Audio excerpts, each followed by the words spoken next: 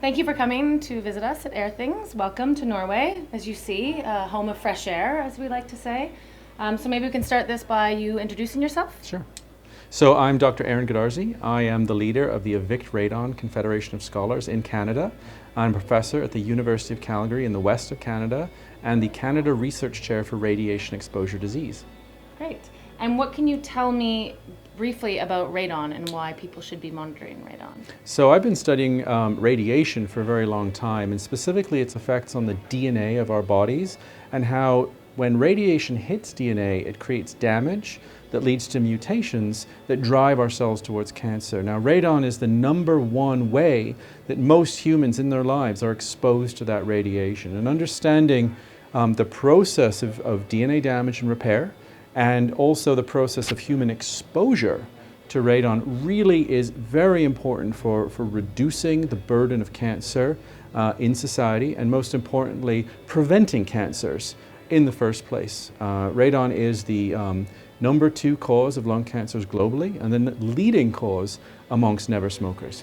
And so what do you see as the biggest challenge for individuals understanding why they have to check for radon? So radon has, it's odorless, it's colorless, we can't see it. It's one of the biggest barriers is because it's invisible to human senses, is for people to adopt new technologies and methods of being able to sense radon in their environment.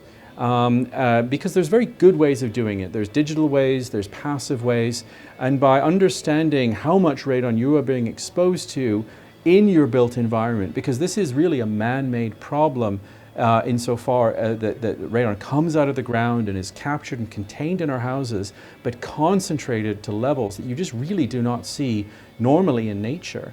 By understanding those levels, they can make informed decisions with regards to protecting their health, because nobody wants a future cancer.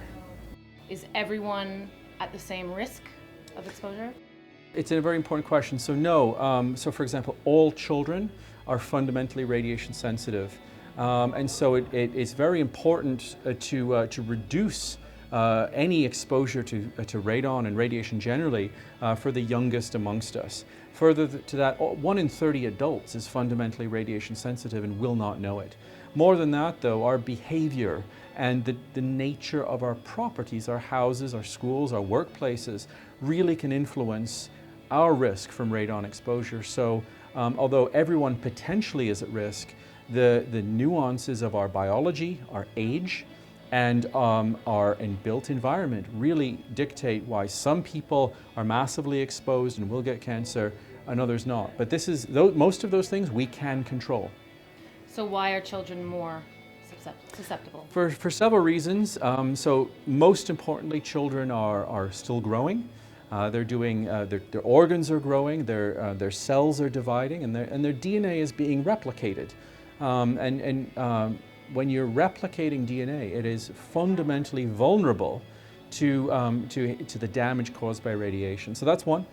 Two, they're little, and the exposures per unit of their mass, it just is that much higher. They also breathe faster. They breathe 2 to 3 times faster relative to an adult. A little baby is typically breathing 3 times as fast to get enough oxygen to those little lungs to have the same amount. But of course, by doing so, they're also inhaling much more contaminants in our air, including things like radon. And so for all those reasons, and plus, children have the most life left within which childhood exposure could lead to a later in life cancer.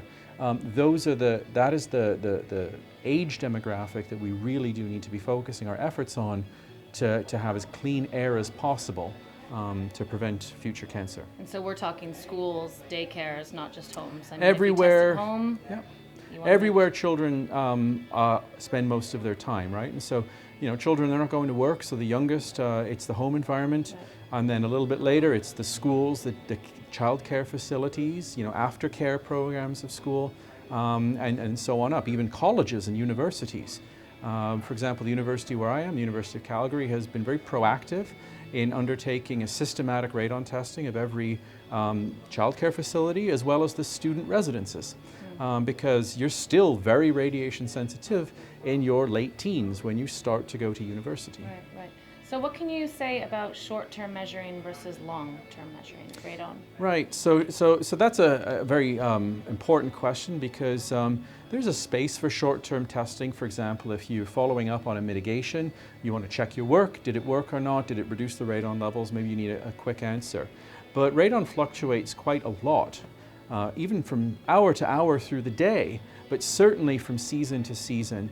And really to get a good idea of your long-term radon exposure, you should be avoiding short-term testing and going with something that's giving you a longer-term reading, in the order of something like 90 days. And that starts to give you a much better idea of what your long-term exposure is. Because if it's too short, you could just as likely to get a false negative reading telling you you're safe when you're not, or a false positive reading, giving you a sense of alarm where in fact your exposure is much less. Right.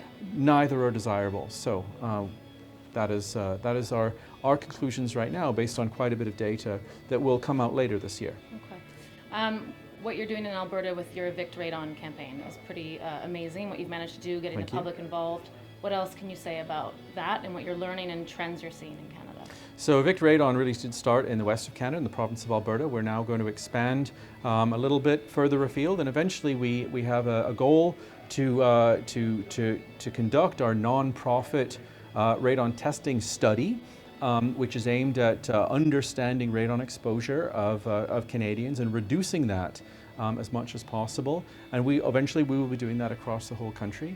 A major component of this is to understand how the built environment really is modifying our exposure to this, and to learn what makes a very high radon house, but equally what makes a very low radon house. And by understanding that, obviously pushing the environment, the way we design spaces, to be as healthy as possible, at the same time sustainable as possible, and to merge sustainability and energy efficiency with the health of that built environment. And that's why our Evict Radon Confederation of Scholars is not just biologists like myself. We have those who understand the built environment, architects, for example.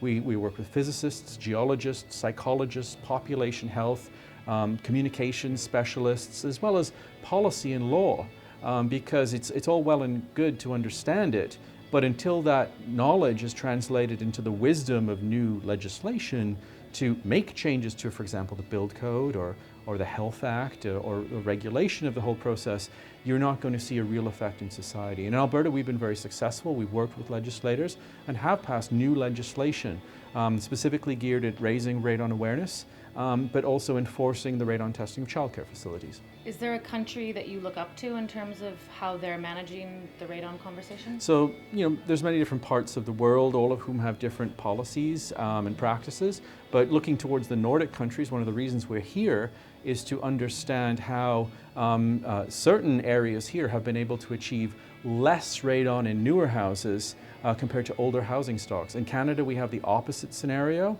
which is not something we want. Our newer houses have yet higher radon.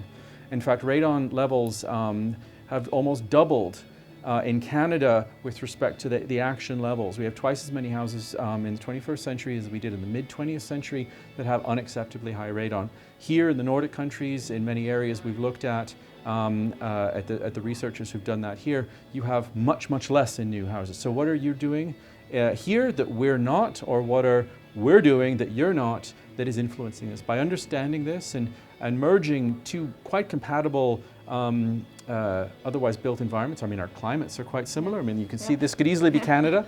By understanding that, we can make changes in our part of the world that you've already enjoyed here for the betterment of everybody. If I measure and I have high levels, what do I do? So this is the good news story. There is a variety, depending on how radon is entering a home or a school or a workplace, there is a solution.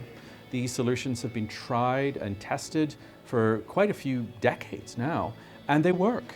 We haven't yet to find a house, at least that we've surveyed in our part of the world, that if high for radon could not have been mitigated, at least brought low, but in most cases brought completely to safe levels, non-hazardous levels. You'll never have a zero radon environment. That's just not how this works. But you'll have levels that are so insignificant to human health as you should not worry about it.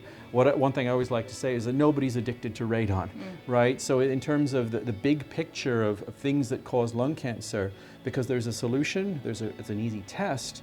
This is really low-hanging fruit for everybody to action to protect themselves from lung cancer, which is a devastating disease and the #1 cause of cancer death on Earth. You said something earlier today about how radon actually causes lung cancer. The short version is that radon is unstable. It emits a type of radiation called alpha radiation. When it hits the DNA, as we inhale radon, it emits that radiation. It hits the DNA of our lungs, and it really shreds that DNA. If our bodies are able to partially heal that, it will create mutations, and those mutations drive cancer, change the nature of those cells so they grow uncontrollably over the course of time, and cause cancer. But this is something, by just reducing the exposure, does not need to happen. If you have good sensors, you do a radon test, this is all things that will give you the knowledge.